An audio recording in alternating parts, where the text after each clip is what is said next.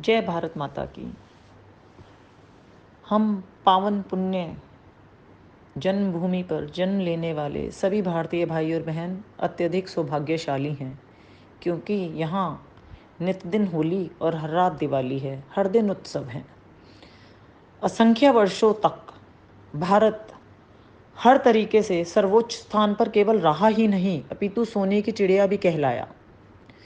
तो फिर अब वर्तमान वर्षों में क्या हुआ कि भारत दुख भरी सभ्यता दिखने लगा और दुखी देशों की श्रेणी में लगभग दुर्भाग्य से 150 में से 140वें स्थान पर है। असंख्य कारणों में एक कारण भारतीयों के गिरते हुए स्वास्थ्य का है। ठीक ही तो है, सभी जानते हैं, शास्त्रों में भी लिखा है, असंख्य लोगों ने सुना भी है और कहा भी है, पहला सुख निरोगी काया। और स्वास्थ्य का सीधा संबंध साफ सफाई से है। इंग्लिश में भी बहुत प्रचलित कहावत है, क्लीनलीनेस इज गॉडलीनेस, माने सफाई ईश्वरीय है। और हम सबको भी जहाँ भी साफ सुथरा दिखता है, सबसे पहले हम उसी स्थान पे जाके बैठते हैं। पर हम करते क्या हैं?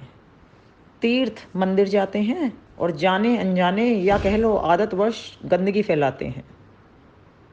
और फिर हम अक्सर कहते हैं, हम इतनी पाठ पूजा तीर्थ करते हैं, हमारे जीवन से दुखों का अंत क्यों नहीं होता। मैंने भी सौभाग्य से बचपन से बहुत तीर्थ किए हैं, माता पिताजी और परिवार के साथ नित दिन मंदिर भी जाती हूँ।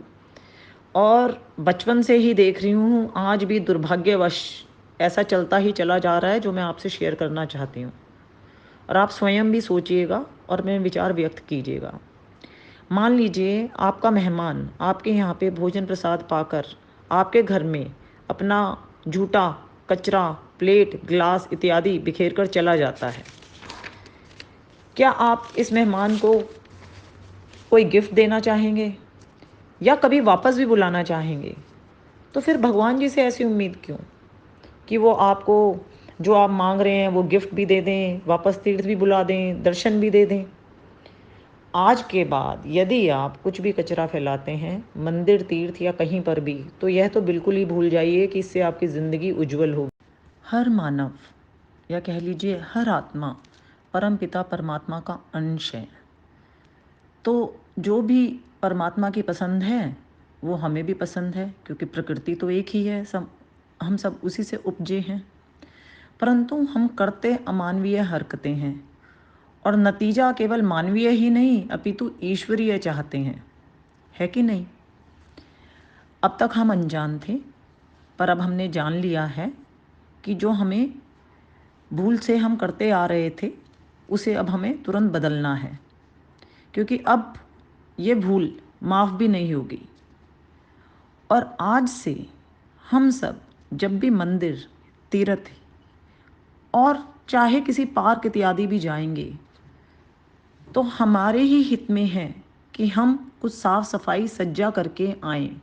और अगर वह ना कर सकें तो कम से कम वहाँ किसी प्रकार का कूड़ा करकट ना छोड़ें। जैसे कि मैंने अक्सर देखा है, लोग अपने खाए हुए चिप्स इत्यादि के खाली रैपर भी बेंच पर ही छोड़ के चले जाते हैं। कुछ सेवा करने की चेष्टा करें और कम से कम जो वहाँ सफाई विभाग है उसका शुक्रिया ज़रूर अदा करें, क्योंकि स्वच्छ भारत की भूमि को ही नहीं, हमें अपनी आत्मा को भी करना है। और फिर आप निश्चय ही अपने जीवन को सुनहरा होते देखेंगे। 2 मीठे शब्दों का योगदान तो हम सभी कर ही सकते हैं, बस इतना ही। आइए हम सब भारतीय बहन भाई मिलकर प्रण करें, इस बार के उत्सवों में हम बिल्कुल भी कचरा फैलने नहीं देंगे और अपने भविष्य को उज्जवल बनाएंगे। बहुत ही सुंदरता से, साफ सफाई से सब उत्सव मिलकर मनाएंगे। जय भारत माता की।